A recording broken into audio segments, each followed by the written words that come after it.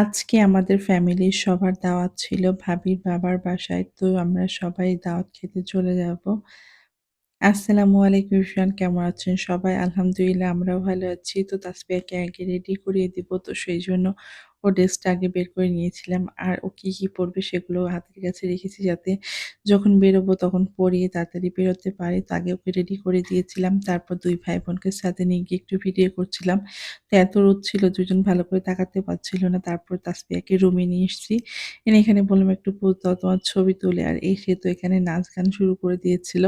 কারণ আমাদের পাশের বাসায় গান হচ্ছিল, সেই গান শুনে আমার দুষ্টু বুইড়া নাচা শুরু করে দিয়েছে। তো আমিও এর ভিতরে রেডি হয়ে গিয়েছিলাম। তারপরে অটোতে করে চলে যাচ্ছিলাম ভাবিদের বাসায়। আর এখান থেকে না বেশি দূরে না। ১০ মিনিট লাগে অটোতে করে যেতে। তারপর আমরা নেমে এখান থেকে একটু হেঁটে যাবো। কারণ এই পর্যন্ত আর অটো আসবে না। তো সেইজন্য আমরা হেঁটে যাচ্ছিলাম। আমার সামনে ছিল আমার যা আর আমার শাশুড়ি আর এই যে আমার দুষ্টু বুইড়া। আর তাসিন তো আগেই চলে গিয়েছিল দৌড়ে তার নানু বাড়িতে। তো তারপর আমরা বাসার ভিতরে চলে আসি। আসার পর আমি সবকিছু একটু ভিডিও করে নিচ্ছিলাম। তো নিচের রুমে অনেক মেহমান ছিল দেখে আমাদেরকে ভাবি বলল, "চলো উপরে যাই।"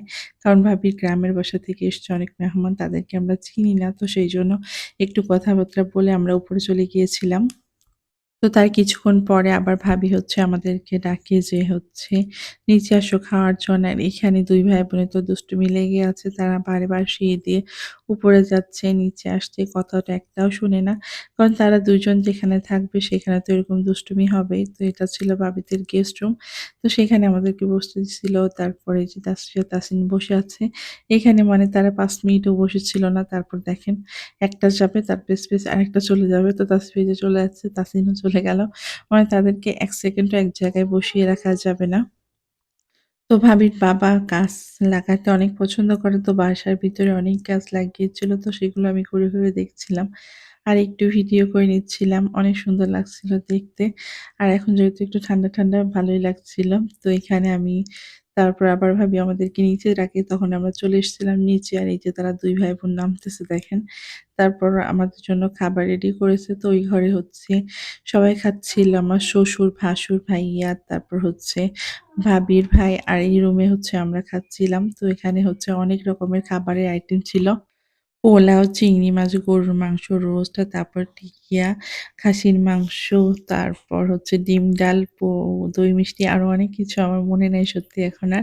তারপর আবার আমরা খাওয়া-দাওয়া করে একটু উপরে গিয়ে রেস্ট নিচ্ছিলাম। তারপর বাসায় চলে আসবো। তো তাসফিয়া দুপুরের টাইমে যেহেতু ঘুমাইতো, ওর নাকি ঘুম পাচ্ছিল। বললাম, "এখানে ঘুমাও।" তো বলল, "না, বাসায় যেয়ে ঘুমাবো।"